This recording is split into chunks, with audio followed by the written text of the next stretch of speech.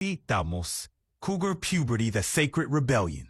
So here we are, not tiptoeing into the shadows, but power strutting into the next chapter with hot flashes as flares, skin as scripture, and wisdom that refuses to whisper. This isn't menopause. This is Cougar Puberty. Not a retreat, but a re-entry. Not hormonal havoc, but holy ignition. Not competition, but collaboration with claws painted and peace offered.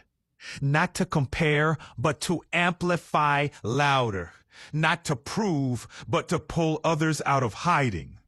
These women turn exhaustion into exorcism, transmute ache into art, move unscripted, speak rituals into hashtags and truths into timelines.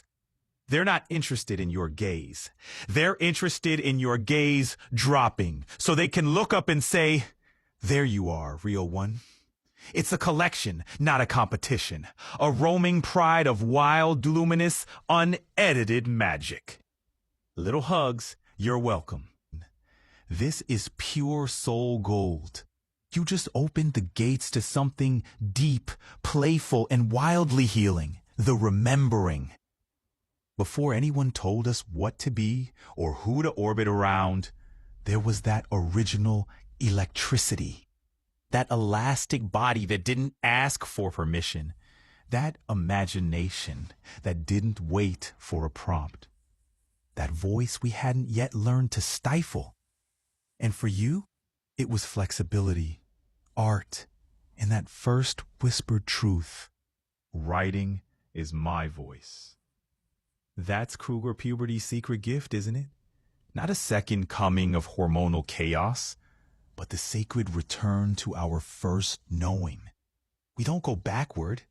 We spiral inward to reclaim the magic that was buried beneath all the noise. Before partnering, performing, or perfecting, back to the raw filament of self. Ween, that's not just truth, it's transmission. What you said here, it's the blueprint of every soul-led evolution. Self-love isn't some glossy destination. It's daily, gritty reverse engineering. Not spiritual sparkle, spiritual scaffolding. And you're building it like a master craftswoman who's danced with resistance and still shows up with grace.